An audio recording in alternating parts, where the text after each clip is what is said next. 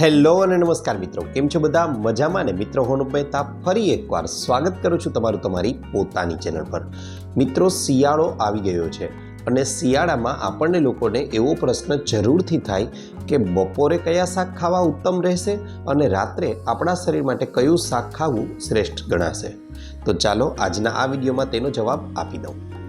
મિત્રો, સૌથી પહેલાં તો કહેવા જાઉં તો બપોરના સમયે આપણે લોકોએ સિઝનલ જે વેજીટેબલ્સ છે એટલે કે ઋતુ અનુસાર મળતા શાકભાજી છે અને શિયાળાના શાકભાજી એટલે વાત કરવા જઈએ તો આમ તો બધા લીલા કઠોળ, જી હા મિત્રો, તેમાં વાલ છે, વટાણા છે, તુવેર છે, પાપડી છે અને લગભગ આમ કહેવા જાઉં ને તો આપણે ઊંધિયું બનાવીએ છીએ ને તે ઊંધિયું બનાવવા માટે વાપરતા લગભગ બધા જ શાકભાજી કે જેની અંદર બી હોય છે।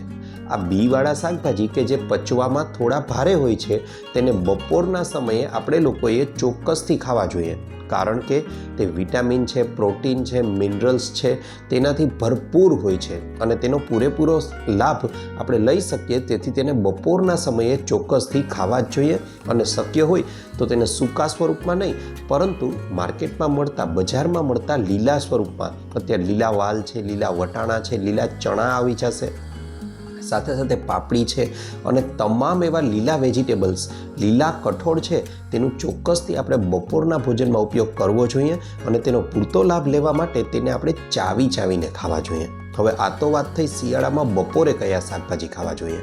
હવે વાત કરી દઉં રાત્રે કયા શાકભાજી ખાવા જોઈએ। તો મિત્રો, રાત્રે છે તે ખૂબ જ સરળતાથી પચી જાય તેવા શાક આપણે ખાવા જોઈએ। જેમ કે રાત્રે છે તે મોટાભાગના લીલા પાંદડાવાળા શાકભાજી જેમ કે પાલક છે, મેથી છે, તેનું સેવન કરવું જોઈએ। તમામ પ્રકારની ભાજીઓ છે તે તમે રાત્રે ખાઈ શકો છો।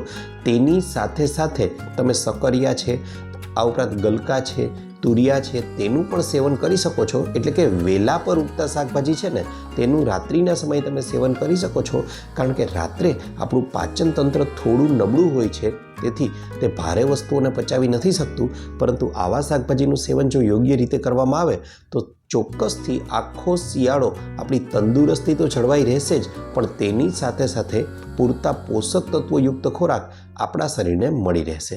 તો આ તો હતો અમારો આજનો વિડીયો ગમ્યો હોય તો લાઈક કરજો, ચેનલને સબસ્ક્રાઈબ કરજો। ઉપરાંત આપને પણ કોઈ હેલ્થ સંબંધિત સમસ્યા હોય, બ્યુટી સંબંધિત સમસ્યા હોય તો એ પણ જણાવજો, અમે તેને અનુરૂપ પણ નવા વિડીયો લાવવાનો પૂરતો પ્રયાસ કરીશું। આપનો ખૂબ ખૂબ આભાર।